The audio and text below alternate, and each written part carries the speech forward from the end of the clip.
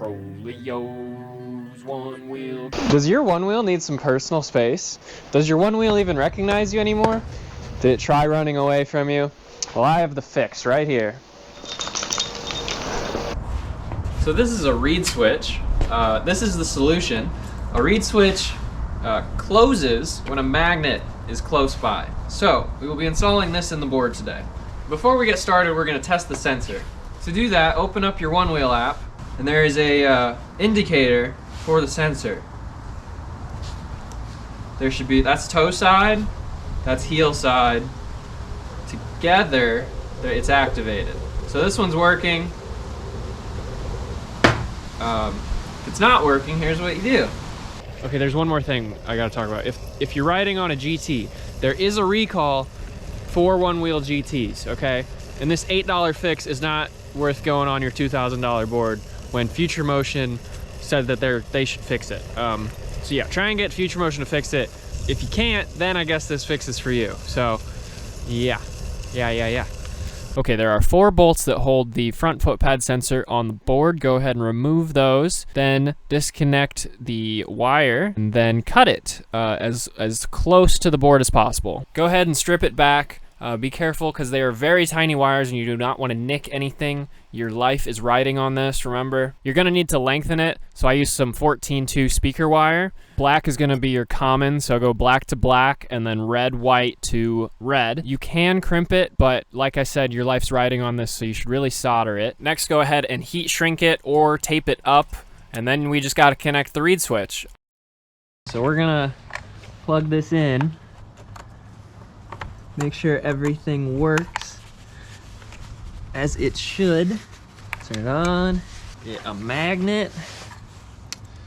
Oh, and there you go. Right. It's on, off, on, off. Okay, so the easiest way to mount this is to mount it to the back wall here. I think I did that.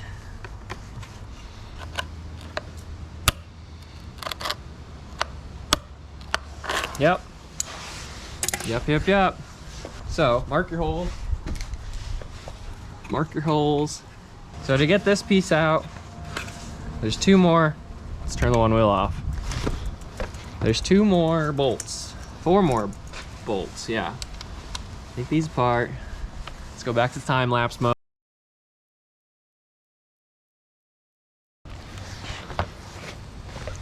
This, you already marked your holes. So now you drill a hole there and there. And you need it some space from the top right there. Yep.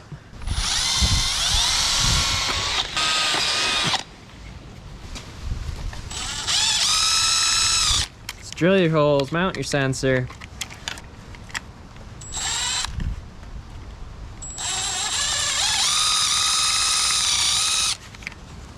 That obviously won't fit.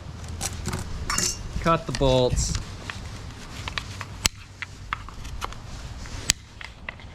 And then reinstall. A little bit of a tight squeeze. Okay, put that all back together. I guess I'll time lapse it again. Put everything back together. You can rip off your grip tape and sensor if you want to re-grip it, and then you're gonna need a cabinet hinge for this next step. Open up your Onewheel app. You can see I have a magnet there, okay? So you need to find a spot where the reed switch picks up your magnet. You can just tape a magnet to a string, but you really should get some sort of like ripcord, you know, because the string will just get tangled, and then you really shouldn't tape it to it either. But I just lost mine, and this is just gonna have to work, so. The other half of the cabinet hinge I ended up lacing into my shoe, and this holds the magnet while I'm walking around. Look at that. Then when you're not using your key, it stays there. That's so nice. Okay, all right, let's go for a ride.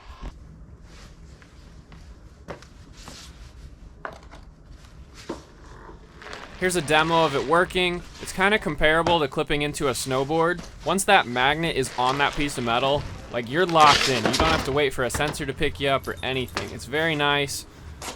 Drops are a lot easier. Tricks are usually easier. I hate sending it down stuff on a stock sensor. So this is, see how I landed with just my toes on the board? It's great to just be locked into the board until you're not, you know? I've been riding on a reed switch for about 500 miles now, and it has not failed me. I hope this tutorial spreads stoke. It sucks when your sensors break and you can't ride anymore. The future is electric, and everyone should be riding their EVs when they can, you know? Yeah. Bad? Yes. Okay. So, pros and cons. So sometimes you forget the key and or lose the key, like I just did this morning. I had a really nice key, lost it. It's also slightly more dangerous. Like, if you're an idiot, you know? Like, you could technically, like, you could untie it from yourself and then just have it just go down the hill, you know? So, everything's dangerous. So don't ghost your boards, that's all I'm gonna say. In terms of pros, you get added security. Anyone can step on a one-wheel sensor and have it pick them up, but you need a key for this one, so that's nice. You really get that locked-in feeling, and I think that this trick is way cooler than a sex change. Because look, the board's like still on, you know. You just like I hated sending it downstairs and stuff without one of these, because sensor or sending it like jumps and drops, like it would never pick me back up. The sensor would never pick me back up. I have definitely landed more tricks and had more fun on this system. It's especially good for light riders, because like me, sensors don't pick you up. And yeah, let me know if it helped you. If this helped you and saved you any sort of money, I would appreciate a sub. That would be great. Put a lot of work into this one. And yeah. Speaking of security, Ride DIY's new rear foot pads have a spot for you to put a tracking device in the foot pad.